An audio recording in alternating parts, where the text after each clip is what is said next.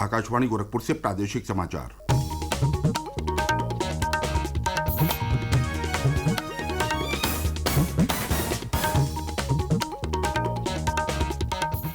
नमस्कार। समाचार बुलेटिन के साथ मैं प्रमोद कुमार सिंह।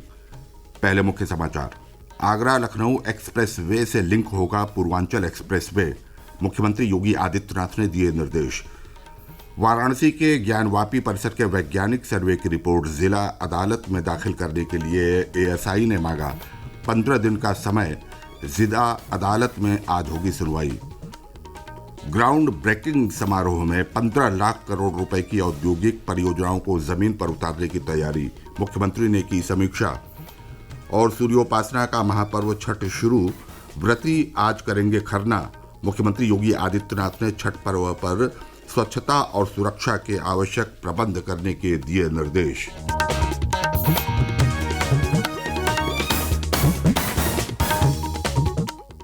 अब समाचार विस्तार से। मुख्यमंत्री योगी आदित्यनाथ ने प्रदेश में 2 नए लिंक एक्सप्रेस वे के निर्माण के लिए कार्य योजना तैयार करने के निर्देश दिए हैं। कल लखनऊ में प्रदेश में एक्सप्रेस वे के निर्माण की समीक्षा करते हुए मुख्यमंत्री ने कहा कि आगरा लखनऊ एक्सप्रेस वे से पूर्वांचल एक्सप्रेस वे को जोड़ने की आवश्यकता है। इसके लिए दोनों के बीच एक लिंक एक्सप्रेस वे के निर्माण की कार्य योजना तैयार की जाए। इसी तरह गंगा एक्सप्रेस वे से फर्रुखाबाद को जोड़ने के लिए भी कार्य योजना तैयार की जाए। मुख्यमंत्री ने कहा कि प्रदेश में 5 एक्सप्रेस वे के किनारे औद्योगिक गलियारा विकसित करने की प्रक्रिया को तेज किया जाए। उन्होंने कहा कि गोरखपुर लिंक एक्सप्रेस वे का निर्माण समयबद्ध ढंग से पूरा कर लिया जाए। ये लिंक एक्सप्रेस वे गोरखपुर, संत कबीर नगर, आजमगढ़ और अंबेडकर नगर जिले के लिए शानदार कनेक्टिविटी का माध्यम बनेगा। श्री योगी ने कहा कि बुंदेलखंड एक्सप्रेस वे को सोलर एक्सप्रेस वे के रूप में विकसित करने की दिशा में भी कार्रवाई शुरू की जाए। उन्होंने बताया कि चित्रकूट लिंक एक्सप्रेस वे के लिए भी बजट में प्रावधान किया जा चुका है। चित्रकूट लिंक एक्सप्रेस वे करीब 15 किलोमीटर का होगा। मुख्यमंत्री ने जनहित से जुड़ी निर्माण परियोजनाओं की भी समीक्षा की और जरूरी निर्देश दिए। उन्होंने कहा कि नई सड़क के निर्माण पर 5 साल की गारंटी सुनिश्चित की जानी चाहिए। उन्होंने निर्देशित किया कि सड़क बनाने वाली एजेंसी और ठेकेदार सड़क बनने के अगले 5 साल तक उसके अनुरक्षण की जिम्मेदारी उठावें। भारतीय पुरातत्व सर्वेक्षण एएसआई ने वाराणसी के ज्ञानवापी परिसर के वैज्ञानिक सर्वे की रिपोर्ट जिला अदालत में दाखिल करने के लिए कल 15 दिन का और समय मांगा। जिला जज डॉक्टर अजय कृष्ण विश्वेश की अदालत इस मामले में आज सुनवाई करेगी। गौरतलब है कि जिला जज डॉक्टर अजय कृष्ण विश्वेश की अदालत ने 21 जुलाई को ज्ञानवापी के सील वजू खाने को छोड़कर शेष परिसर का एएसआई सर्वे कराने का आदेश दिया था। अदालत के निर्देश पर 24 जुलाई को एएसआई टीम ने ज्ञानवापी परिसर में वैज्ञानिक सर्वे शुरू किया था। इसके बाद जिला अदालत के आदेश के विरोध में प्रतिवादी पक्ष ने सुप्रीम कोर्ट में याचिका दाखिल की थी। सुप्रीम कोर्ट ने याचिका पर सुनवाई करते हुए एएसआई के सर्वे पर रोक लगा दी थी। इसके बाद सुप्रीम कोर्ट और इलाहाबाद हाई कोर्ट से आदेश मिलने के बाद एएसआई के 40 सदस्यीय दल ने फिर ज्ञानवापी परिसर में 4 अगस्त से सर्वे शुरू किया था। मुख्यमंत्री योगी आदित्यनाथ ने Uttar Pradesh global investors summit 2023 में प्राप्त निवेश प्रस्ताव के संबंध में कल विभागवार जिलेवार समीक्षा की। लखनऊ में हुई समीक्षा बैठक में मुख्यमंत्री ने कहा कि ग्लोबल इन्वेस्टर्स समिट में उत्तर प्रदेश को 39,52,000 करोड़ रुपए के औद्योगिक निवेश प्राप्त हुए हैं। इनमें 1 करोड़ 10 लाख नौकरी व रोजगार के अवसर सृजित होंगे।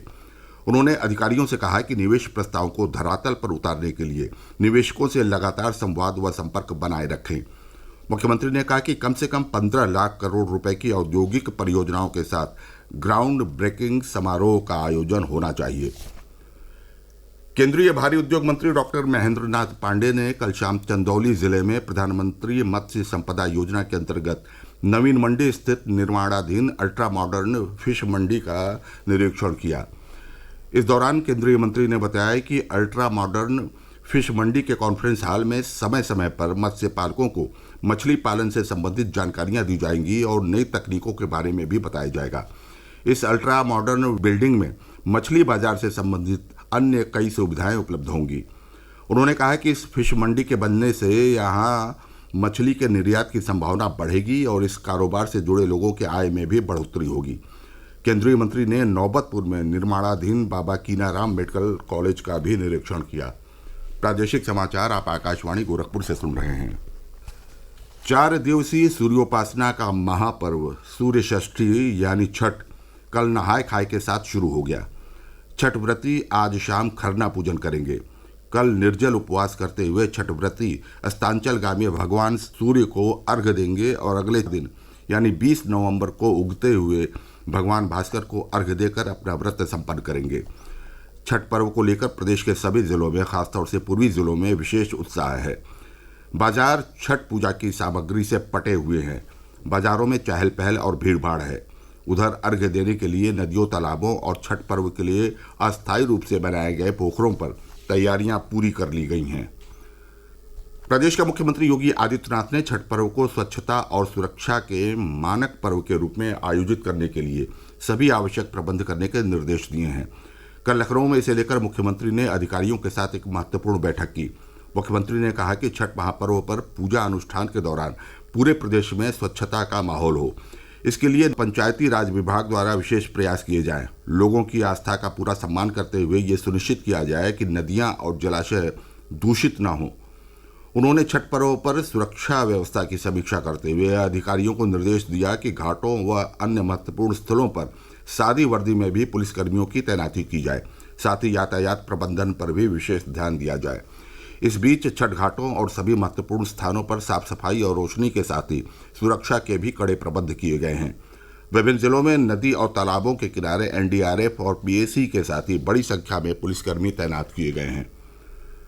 उत्तर रेलवे ने पहले दीपावली और अब छठ पर्व पर यात्रियों को सुविधा देने के लिए 37 अतिरिक्त ट्रेनें चलाकर 309 अतिरिक्त फेरे लगाने का निर्णय लिया है। लखनऊ में कल इस बारे में जानकारी देते हुए लखनऊ के मंडल रेल प्रबंधक मनीष थपलियाल ने कहा कि यात्रियों को सुविधा के साथ पूरी सुरक्षा मुहैया कराई जा रही है। भीड़ को देखते हुए बड़ी संख्या में आरपीएफ के जवानों की तैनाती की गई है और टिकट के लिए स्पेशल काउंटर भी बनाए गए हैं। केंद्रीय मंत्री स्मृति ईरानी ने कल रायबरेली की सलोन तहसील में स्वनिधि योजना के तहत 1518 लोगों को ऋण चेक वितरित किए। इस अवसर पर आयोजित सभा को संबोधित करते हुए केंद्रीय मंत्री ने कहा कि स्वनिधि योजना का उद्देश्य कोरोना काल में अपना रोजगार खो चुके लोगों को पुनः रोजगार के अवसर उपलब्ध कराना है। श्रीमती ईरानी ने कहा कि पटरी दुकानदार ग्रामीण तथा शहरी अर्थव्यवस्था में महत्वपूर्ण योगदान देते हैं। इस मौके पर केंद्रीय मंत्री ने एक डिग्री कॉलेज का भी उद्घाटन किया। मथुरा में ब्रजरज उत्सव में विकास आयुक्त हस्तशिल्प वस्त्र मंत्रालय भारत सरकार के तत्वावधान में उत्तर प्रदेश और उत्तराखंड के विभिन्न जिलों के हस्तशिल्प, हथकरघा, खादी एवं ग्रामोद्योग की 27 दुकानें लगाई गई हैं। इस ब्रजरज उत्सव में लगी दुकानों पर मथुरा ब्रजवासी बढ़ चढ़कर हस्तशिल्प घरेलू सामान खरीद रहे हैं। विकास आयुक्त हस्तशिल्प वस्त्र मंत्रालय के सहायक निदेशक अशोक कुमार गुप्ता ने बताया कि हस्तशिल्प, हथकरघा एवं खादी भारतीय सभ्यता एवं संस्कृति की प्रतीक हैं। भारत सरकार द्वारा पूरे देश भर में खादी महोत्सव पर कई कार्यक्रम आयोजित किए जा रहे हैं। इससे बुनकरों को बाजार की उपलब्धता सुनिश्चित हो रही है। वाराणसी के तुलसी घाट पर कल सैकड़ों साल पुरानी नाग नथैया लीला की परंपरा देखने के लिए बड़ी संख्या में लोग शामिल हुए। ये आयोजन प्रतिवर्ष कार्तिक शुक्ल पंचमी के दिन होता है। माना जाता है कि इसकी शुरुआत श्री रामचरितमानस के रचयिता गोस्वामी तुलसीदास ने की थी। इस लीला में भगवान कृष्ण द्वारा कालिया नाग के मर्दन का प्रसंग का जीवंत चित्रण किया जाता है। और अंत में बुलेटिन के मुख्य समाचार एक बार फिर। आगरा लखनऊ एक्सप्रेस वे से लिंक होगा पूर्वांचल एक्सप्रेस वे, मुख्यमंत्री योगी आदित्यनाथ ने दिए निर्देश। वाराणसी के ज्ञानवापी परिसर के वैज्ञानिक सर्वे की रिपोर्ट जिला अदालत में दाखिल करने के लिए एएसआई ने मांगा 15 दिन का समय। जिला अदालत में आज होगी सुनवाई। ग्राउंड ब्रेकिंग समारोह में 15 लाख करोड़ की औद्योगिक परियोजनाओं को जमीन पर उतारने की तैयारी, मुख्यमंत्री ने की समीक्षा।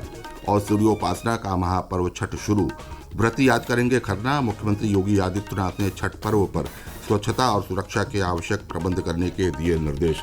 इसके साथ ही ये बुलेटिन समाप्त हुआ। नमस्कार।